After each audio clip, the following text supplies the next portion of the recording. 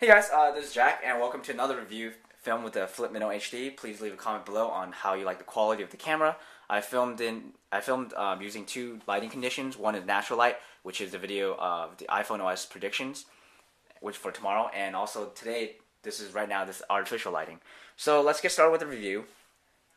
No review is complete without going over the hardware. So let's go over the hardware. It is a 9.7-inch display, IPS, has a 179-degree view angle, so you can view things at like pretty much 180 degree, and you can still see it just fine without video artifacts that you would see on cheaper netbook screens.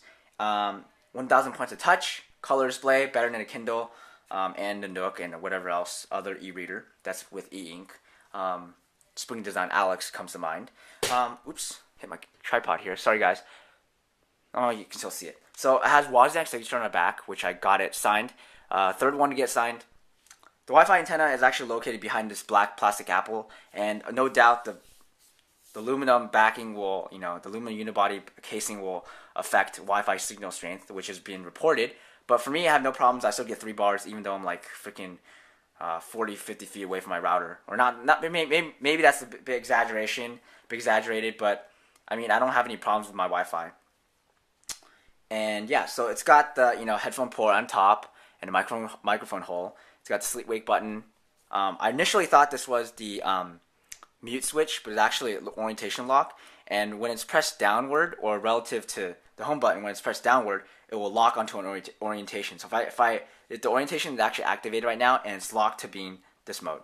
So I can't view things in this mode. It won't change automatically. And yeah, so the volume rocker switch is actually easier to press and to use than the iPhone 3GS or the iPod Touch. And on the bottom here, you have the 30-pin dock connector, and you have 3 little holes here for the speakers. The speakers are really loud, and I can hear things pretty fine, pretty well, even in a noisy environment.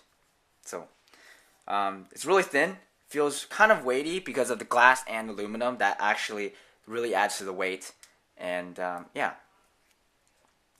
no complaints about the Wi-Fi signal strength. Again, let me turn it off. Okay, so it is the 16 gigabyte Wi-Fi model, and the 3G model has this little black bar on top for the 3G antenna. So web browsing is flawless. I basically been using this exclusively for past 4 or 5 days now, and I find no problems. Battery life is excellent. I can view at least 8 hours plus of video, few hours of intense web surfing, and maybe it's a couple hours of email, and I still have like over 50% battery life. So it's really good battery life. Battery is 2 cells, 2 3.7 volt cells, and 24.5 watt hour cells or something like that. And it's a really good battery. So the touchscreen is flawless. It's like the iPhone, touchscreen works really well, and the keyboard works just as well. It's fine. I find it really easy to type. Some applications, they have a portrait mode and then a landscape mode where they add extra UI elements. And the keyboard, again, flawless. New button on the iPad is that you can push the keyboard down. That you didn't have that little button here on the iPhone, and it changes automatically orientation. And like I said, again, you can lock the orientation. So if I lock it, then it won't change as I go along, and you can always unlock the orientation. So overall, this device actually suits my needs just well, perfectly well. It does a lot of things. It has good potential to actually replace like cheaper, lower end netbooks. It is more intuitive to use because of the iPhone OS. It's got a lot of applications that are iPad only, and I'll be reviewing a few more of these applications in the coming few days. Tomorrow is April 8th, which is Apple's media event to unveil iPhone OS 4.0, and I'll be covering that as well.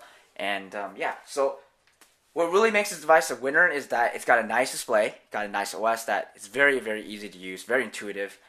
It's got a very good hardware set. I think it's like Power VGR graphics, same as the iPhone 3GS. It's got an Apple A4 processor designed by them, custom in-house, and it's really low on power. Or actually, it's really big on power consumption because of the display. The display is IPS, really good viewing angles, really good color, but it sucks up a lot of power, and you must either plug it into your computer, the USB port, not through a hub, or you can use the included adapter. The included adapter works just fine. with other devices, other USB charging devices, not just the iPad. And yeah, so thanks guys for watching this video. I know it's been rambling on for about 5 minutes now, and I know you guys want to hear me shut up and just end the video, so I will. Please follow me on Twitter. I am twitter.com/beautifulcode. Follow, and please subscribe to my 2 YouTube channels.